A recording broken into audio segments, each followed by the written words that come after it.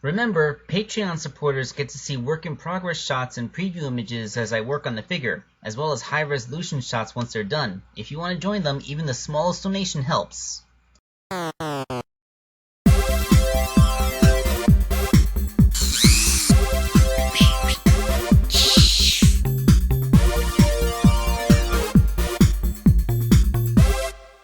Before this video proper gets started, I just wanted to give AC Reinhardt his $10 reward. As you know, my $10 Patreon donations get a minifigure, and as he's the only donator, that means he's the only one getting the figure right now, but he wanted the green flicky. I actually finished this a while ago. I was just waiting to have another proper custom video to attach it to. So, first I made the big chubby bird body with a little nub so that I have something to anchor the head onto, which I then molded. This is the one he has those little braided sideburns, because birds have sideburns. And then I painted him. He's green and yellow. And I know the paint job looks a little bit sloppy, but you have to remember, in real life, this figure is less than an inch tall, and it is literally impossible to see these flaws and imperfections. I mean, as small as you think your screen is, you're seeing it at least 2 or 3 times bigger than it is in real life, so tiny imperceptible flaws just look gigantic. Alright, so now that that's done, let's get on to the real focus of this video. That, of course, is the third champion that I met during my playthrough of Breath of the Wild, Urbosa of the Gerudo.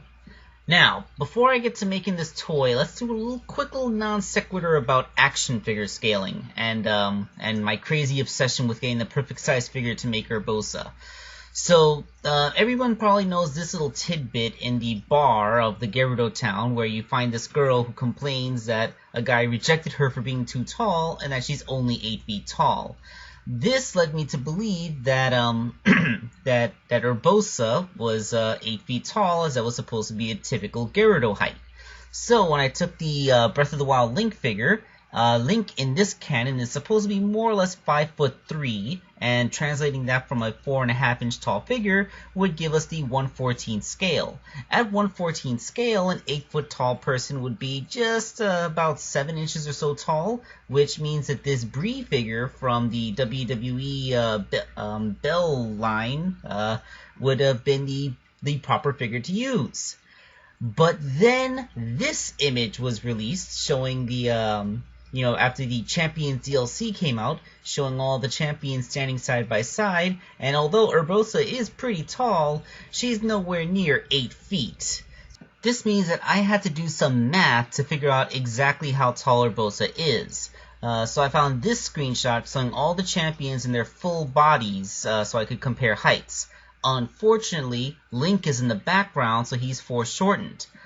But we actually get to see this image, this group shot from a different angle, showing that Zelda is standing in Urbosa's plane. So since Link and Zelda are almost exactly the same height, we can use Zelda as a ruler. Assuming that she's about the same height as Link, being 5'3", all we gotta do is measure how tall these two characters are in relation to each other, and then we can figure out how tall Urbosa is. And here's where the math comes in. It's good old-fashioned cross multiplication. Probably learned this in the 5th grade. So 5'3" is 63 inches. You convert everything so that you don't have to worry about too many decimals. So that you do 303 pixels is divided by 63 inches is the same as 356 pixels over however Urbosa's tall is. So you solve for x. X is about 74 inches, 6.2 feet. This is somewhere between 6'1" and 6'2".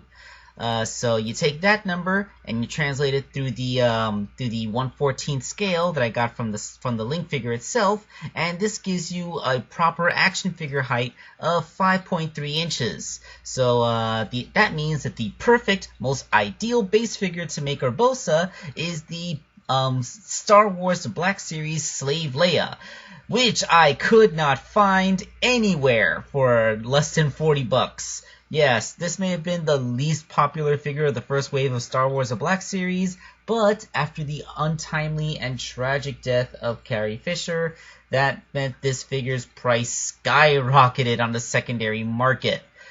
So I was able to find a more moderately priced New Hope Princess Leia, which became the base. So yeah, that's that is the story of how I came to the conclusion that only Princess Leia would be the perfect height and body type to make an Urbosa figure. Whew, what a journey! So this figure dismantles pretty good, and she actually has the perfect body type. I know I said that before, but I really gotta sell it because they molded this figure with a relatively modest bust to more accurately represent Carrie Fisher's body type, and it just so happens to be the same body type that Urbosa has. She does not have gigantic knockers. She has an inhumanly pinched waist and some incredible legs, but you know, she does not have gigantic boobs. So it's easy enough to sculpt on the armor over Leia's relatively modest bust and make the upper torso. The arms are pretty simple. I do like how this Leia figure has double jointed elbows, which is very rare on female figures, even made by Hasbro. But, you know, just a little bit of that armor that I guess is supposed to protect her shoulders from, like, slashing attacks, but I think it's mostly decorative. And then the lower torso is basically a repaint job. I didn't sculpt anything here. Now you may be wondering why I didn't paint on any panties. I could go on and explain how I wanted to make sure I wouldn't have a visible panty line after I made the skirt, but really I thought it just kind of looked funny to have this, because it's just a giddy little thrill, and I know that it'll throw some of you watching the video. Now, the reason I wanted to use the Slave Leia figure is because she had nice clean legs for the job, while the New Hope Leia has these knee-high socks that I had to carve them off, and it leaves a bunch of scars behind, and the legs were basically my least favorite part of the figure, so I just glossed over this part as fast as possible and went on to the next step, which was attaching them and having to make the skirt. As you can see, I took Leia's existing belt and extended it so that it could be that thing that kind of hangs off one of her hips, and then this magical shape here is what I calculated had to be the shape of Urbosa's skirt. I don't know how Zelda came up with that, but I guess there's just a lot of pinched fabric in real life. So this is cut off a piece of blue fabric from a bag I bought at a Dollar Tree, and it's pretty much wrapped around the waist like a sarong. So yeah, I mean, everything falls into place. I made sure to glue the pleats in, and I of course painted on the giant robotic camel, which of course represents Va Naburis. And then I just had to make that little claspy decorative brooch thing that she has on her hip. I don't know what you'd call that, but it's pretty much all made from craft foam, and that, along with her nice red belt that goes around her hips, completes the look of the skirt. So with that done, all we gotta do now is make her head. This is hard to photograph because it's so small, but it gets a little clearer when it's painted. I just had to make the big Gyarados nose, the pointy ears, and of course the giant hoop earrings and the hair. This is all, part of Urbosa's look. It's kind of basic but the least interesting part. And the fact that I managed to reattach it to the neck without breaking those earrings is probably the best part of this. Now, all she needs is her gigantic hair, but she also has some accessories. This is one of those times where the figure has two perfectly good holding things hands, so I wanted to make sure she had something to wield. This shield came from the Justice League Action Wonder Woman figure, the one that I used to make Impa a while ago. I just had to sculpt on all of the details of Urbosa's shield and then paint them in place. This looks like the shield that Urbosa used in the game. So all that's left now is to make her hair. And which incidentally would be taking a look at the completed figure, so let's go ahead and do that. I borrowed a technique from myself when I made a Shantae figure and had all of Urbosa's big hair made out of pipe cleaners. So yeah, that's all pipe cleaners back there. It's just like with Shantae, it's 7 of them pinched together at the ends. This time, of course, I made sure to add extra volume to the middle part because Urbosa has quite a lot of hair volume going on. I bet she has to use an entire bottle of shampoo and conditioner to wash that. But yeah, that means that the pipe cleaner hair is flexible, so you can move it around for various poses, and it's not so heavy that it throws the figure off balance, which is very good because it is quite large.